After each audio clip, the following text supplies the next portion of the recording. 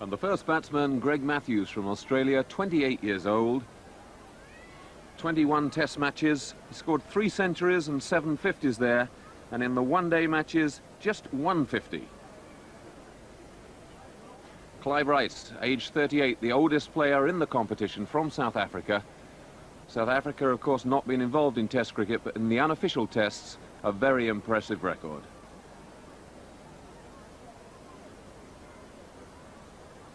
And Phil Edmonds coming in at the last moment, 51 Test matches and 125 wickets. Very impressive, but not quite so impressive in the one-day game.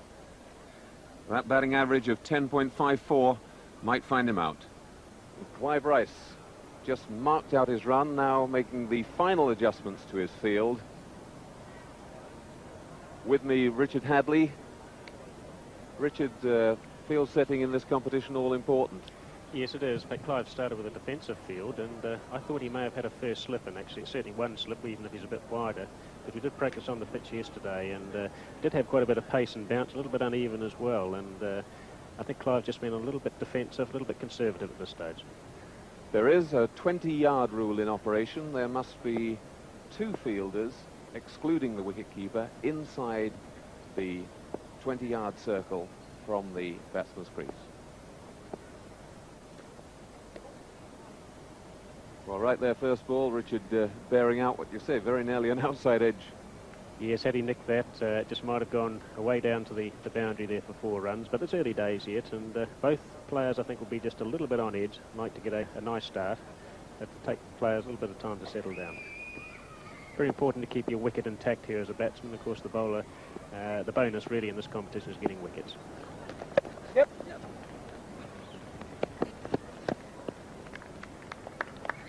Greg Matthews adds to his score of 100. Now, of course, has to go back to the batsman end. All the bowling takes place from one end. Clive Rice's field for this first over. He's got a third man on the boundary, a square cover, a deep cover, right on the fence, a wide mid-off. Yep. That time Greg Matthews has pierced the third man, and the wide cover there, the cover on the boundary, 4 runs. Be feeling a lot more confident after that one. Certainly will be, and it's a very fast outfield here, very short boundaries as well. And Greg Matthews is very good square of the offside and on the leg side. Doesn't seem to hit very straight very often, but he squeezed that one through there very nicely on the offside, 4 runs.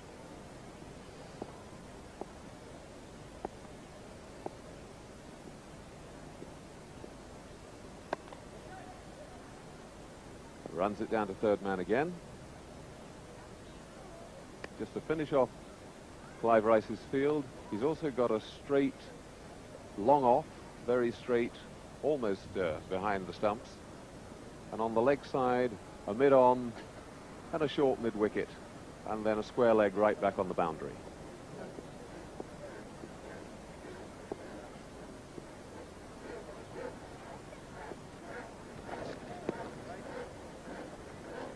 Well, that ball did keep very low, John, didn't it? And Greg a little bit apprehensive there. I did say yesterday we did practice on it, and some balls did bounce quite high, and there does appear to be a little bit of a ridge out there, but it seems to have toned down somewhat, and the ball is keeping fractionally on the low side, which is a little bit surprising at this stage. But I suppose as the competition goes on with somebody like Malcolm Marshall bowling, it just may be a slightly different story.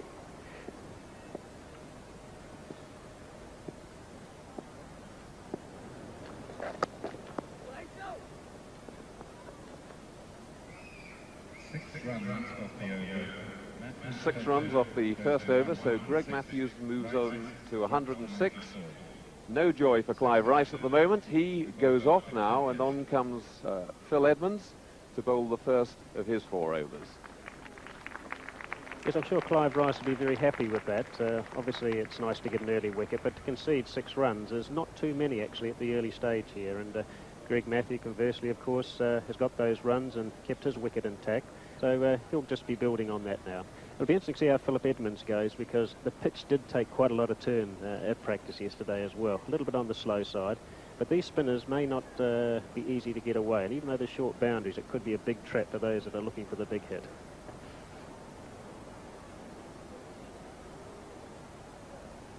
106 for Matthews, and of course Clive Rice goes down to 94. This constant equation change, the bowler losing any runs against his start total every run he concedes, and the batsman making them.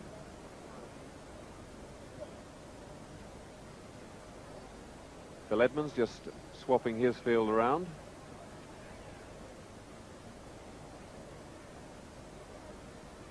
Obviously intending to bowl much more Richard at the leg stump here.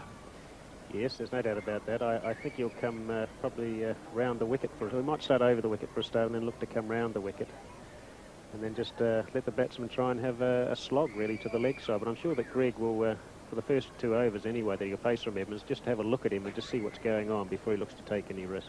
Really, the whole object of this exercise is not to get out, and runs are important. But the big bonus of the competition is catching those wickets.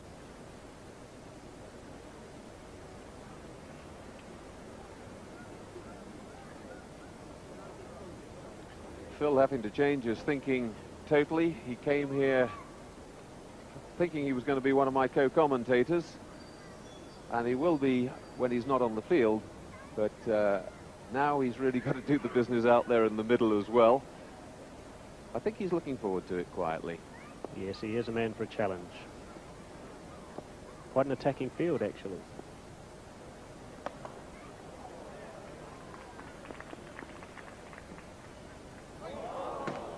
I'm sure Giving away runs there. this is one of the new innovations of this year, is to bring some professional players out here to field, because with due respect to those who fielded last year, they started exceptionally well but tended to run out of puff and made a lot of errors. But we see an early error here that has penalised Phil Edmonds, and so much of the competition depends on how well you are supported in the field. So we'll be looking for an improvement there. I've already seen Matthews look to come down the wicket very quickly, first ball in fact, so he looks to want to attack Edmonds. And he could be out, he could be paying the penalty here. He's done exactly that. Straight down long leg's throat. So that's 10 runs away from Greg Matthews, and Phil Edmonds feeling a lot happier. Well, that's a great start for Phil Edmonds. He gives away 4 runs first ball, which he probably shouldn't have done, but then he's picked it by getting that wicket, and that puts him way back in the lead of the competition at this stage. A huge advantage so early on in the competition.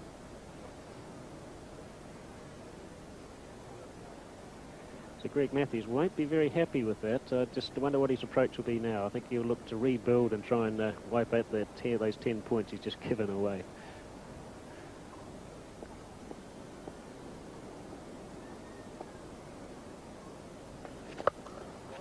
Well, he's got hold of that one. That is a very big hit. I know it's a small boundary, but that would have cleared any boundary, Richard. That's right. One can only be proved wrong when you make a comment like that. But Greg has really tried to get into Phil Edmonds, and for the first 3 balls he's played 3 attacking shots, and I'm very, very surprised at this approach indeed. So they're back to square one after 3 balls.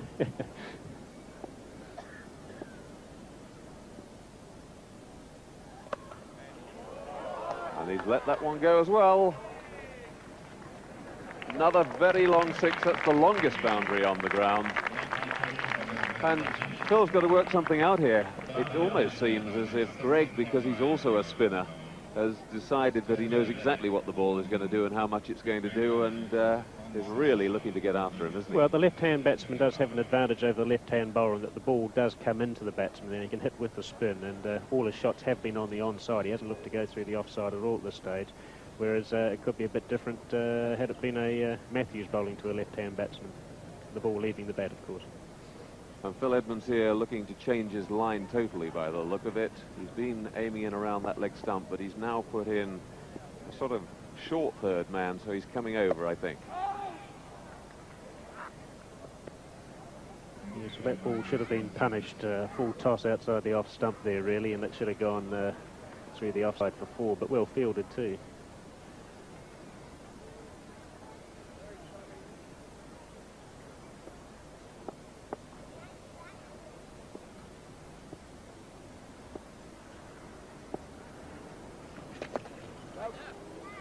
Well, he started to make him think and doubt.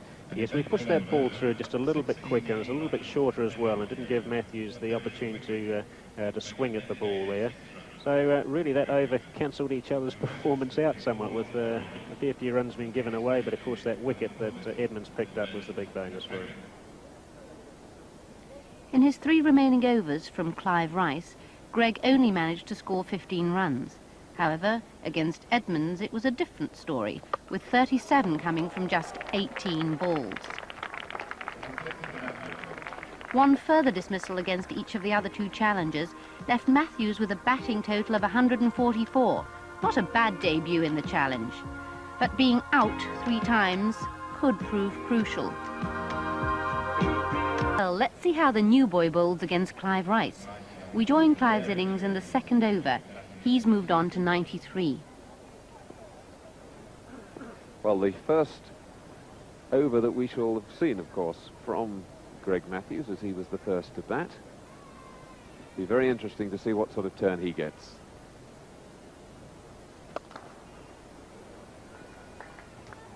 Classic off drive there from Clive Rice, but just 1 run from it.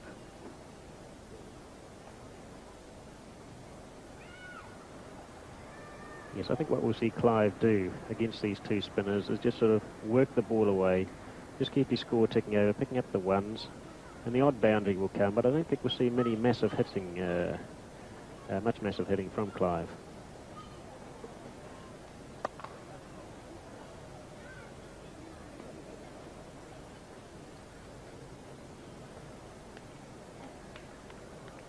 Phil Edmonds taking his break at the moment. Phil, how do you think it's going now? Well, the ball's turning, so when I'm bowling, I'm going to gamble by having a slip and a gully to Clive, hoping to get a wicket and obviously debit him 10 runs and credit me 10 runs. On the other hand, I'm not sure how well I bowled. I'm hoping to see Clive smash the hell out of the off-spinner, because the left-hander smashed the hell out of me. But whether he's bowling a different length to me, I don't know, or whether Clive's not perhaps as aggressive and hit the ball across the line. Actually, that's quite well bowled. Good change of pace there, although it was a full toss. Very different change of pace, and so far Greg Matthews done extremely well in this over. Yes, I think a different approach between the 2 batsmen. I don't think Clive Rice really looks to get out at all. Now that is a perfect example. I think that had he had a waft over square leg, that might well have gone for 6. Certainly Greg Matthews would have attempted that at that kind of ball had I bowled it. But Clive is a very straight player early on in his innings, and I think Richard's right. He's going to nurdle it around for 1s and 2s and hope not to get out. I think your tactics is quite right, Philip, is to perhaps gamble a little bit, but Clive will just sort of work away. But you've got a good chance there of getting a catch there, a slip or gully. Good luck. Well, Clive Rice finding runs very hard to come by. Just 2 there off Greg Matthews' first over. He's very pleased there, keeping it very tight indeed. And Philippe back into the action.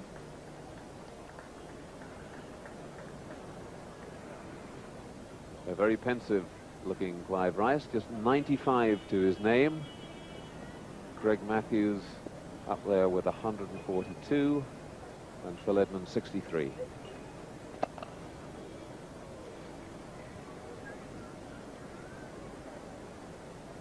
One run to long on. Yes, this is an intriguing contest between the spinners and Clive now, and if Edmonds or Matthews pick up wickets here, Clive's under enormous pressure, because it means that Clive, when he bowls last, has got to get wickets himself to stay alive in this competition. A very careful looking Rice at the moment. Little bit of turn there, just taking it away. Greg Matthews. John, how are you? Going well, how are you? Yeah, pretty happy at the moment, although there's a long way to go, especially with Rice, you know, playing, winner of 2 tournaments. You must have enjoyed that first over, though. Very much so.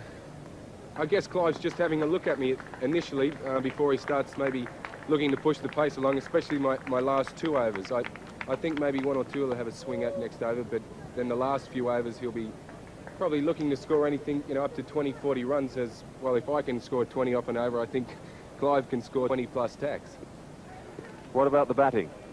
My batting or Clive's? Your batting. I was very happy. My target was 140, and hopefully I could put a little bit of pressure on. If if you've got them on the board, they've got to get them. Clive was very difficult to get away. He bowled exceptionally well. The ball seemed around a bit. Tended to keep a bit on the low side to the seamer there, Greg.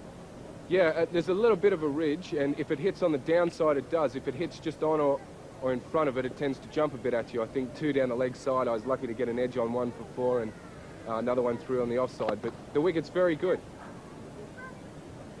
I like it because it's turning heaps, Richard. Right, mate.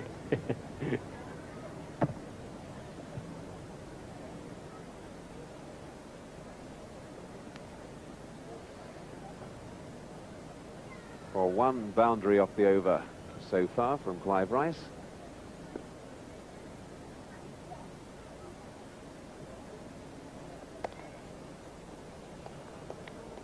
And that makes the second. Really is a very quick outfield. Half stopped by the close fielders there, but still running away down to the pavilion. That's right. I don't think Philip Edmonds would be too happy with that. I mean, he bowled well and yet conceded a couple of boundaries. And Rice is just sort of working away, collecting runs and not taking any risks at all. And again, scientifically, he's pacing this particular competition. Very keen to qualify and, of course, go on to win it for the 3rd time. In the next 2 overs, Rice added just 11 runs. Whilst Matthews and Edmonds were keeping the runs down, one couldn't help feeling that it was Rice who was totally in control of the situation. Greg Matthews back to bowl.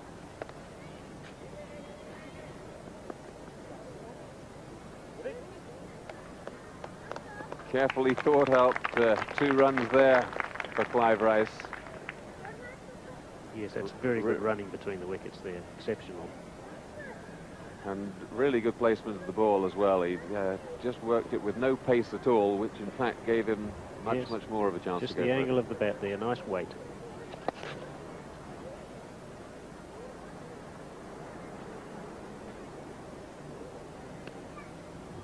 Three runs off the first 2 balls.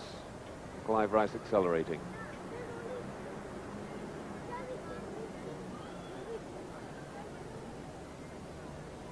Both spinners are bowled very well. As I say, Rice is just sort of collecting and the odd boundary here and there, but certainly a different approach than Greg Matthews. He was so dominant when he liked to hit the ball over the boundary.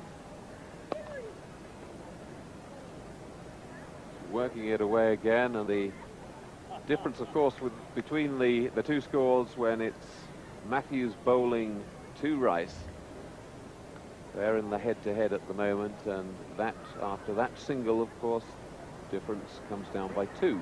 1 less on Matthews' total. He's now 133. 1 more on Rice's. 121. It's well bowled by Matthews, just pushing the ball through quickly. And Rice, they're having to jam it out. But very good contest between these 2 who appear to be the 2 favourites to contest the chance of qualifying for the final here. So neither is giving an inch at this stage, and this is what makes this contest.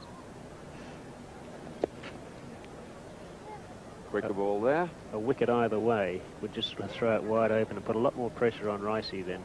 So I'm sure that Clive has got this well calculated at the moment.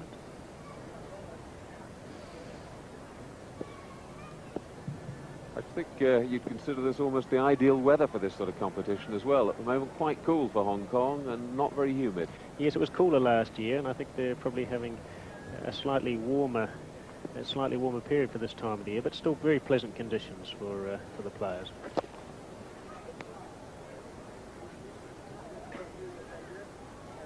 Just a little bit of cloud. Do you think that's going to help your swing?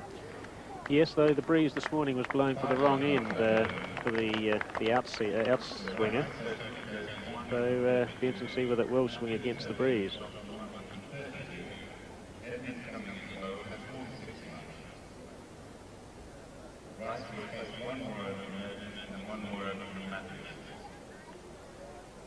Phil Edmonds comes back for his final over of this competition.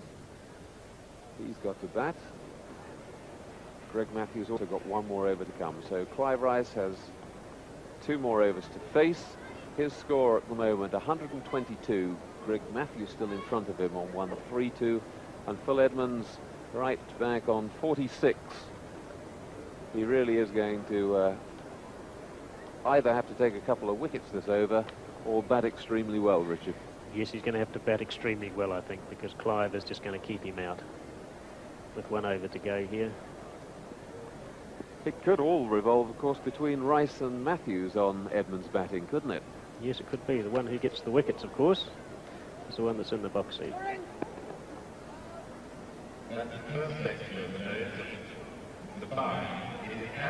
And there are likely to be a few wickets when Edmonds is batting, I would think, because he's got to really go for it, and there's no point in him just staying there and keeping things moving. So he's got to take a lot of risks.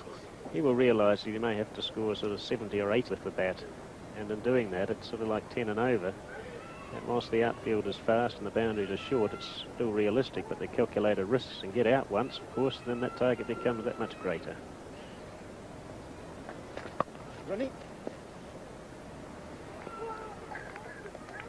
Another single there to Clive Rice. Greg, he's edging towards your total all the time. Yes, the old cunning head, isn't it? You know, the old head.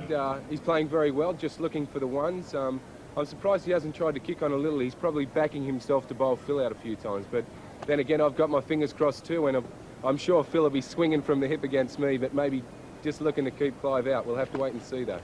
I mean, that's going to be very interesting, isn't it? Because it could well be the one of you and Clive who takes Phil's wicket most times, because Phil has got to really go for broke, hasn't he? Well, I think he'll be running down the hip, the wicket, and swinging at me.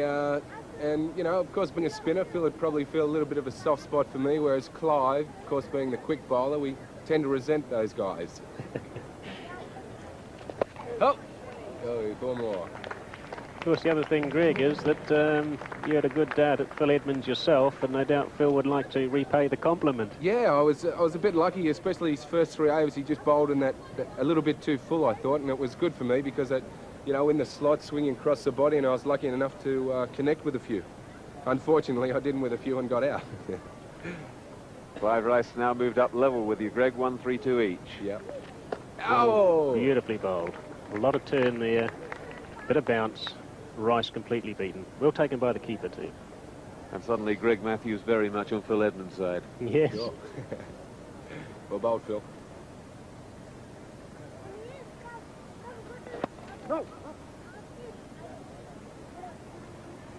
I've been really impressed with Clive's control against my bowling too. Every time I move my man saving one, he just seems to chip it where I used to have him.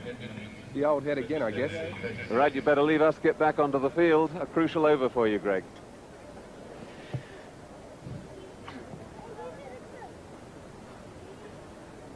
Phil Edmonds has bowled particularly well to Clive Rice. He's done everything but get a wicket. He's bowled quite economically, really, in this sort of competition, and deserved at least 1 wicket, I felt. Tremendous spirit between the players in this competition. Oh, it's a very competitive competition, and obviously everyone wants to win it. There's a lot of prestige in that involved. But, you know, it's just sort of one of those things. It's a competition. In many ways, it's not real cricket. And many people would prefer to be judged in the test arena or the first-class arena. But in this competition, as I say, it's competitive. The will and desire is there. And, of course, we're having a little bit of fun with it as well. Of course, this competition has been made somewhat easier for Clive Rice because Imran Khan was initially in this particular group, and that would have made things very interesting because Imran, the last year's winner, and Clive, the winner on 2 previous occasions, they would have cancelled each other out, really, because only one of them could go through to the final. And with Edmonds coming in, perhaps it's made it a little bit easier for Clive. But then again, Philip, if he really puts bat to ball, he can still qualify and make the final. But a wicket here for Greg Matthews would really open it up. Elaborate applause from the bowler. Yes, an interesting contest between these two because they know, I think, now that it's one of these two that should go into the finals tomorrow. I think Greg will be buying Tim Lowell, the local Hong Kong fielder there, a little beer after this one. Nobody really in a position if that got through him 4 runs. He's now bowled 2. That a no ball. He won't be happy with that one at all. Yes, I think that's the first no ball of the competition. Not only does he give away an extra run, but he has to bowl another ball. And of course that could concede maximum. Could be a 6-run differential.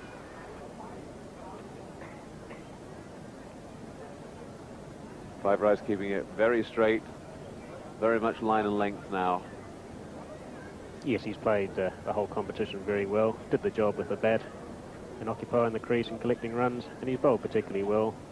Bowled straight and given the batsman very little to score. Firm favourite to qualify, I would suggest. Is now.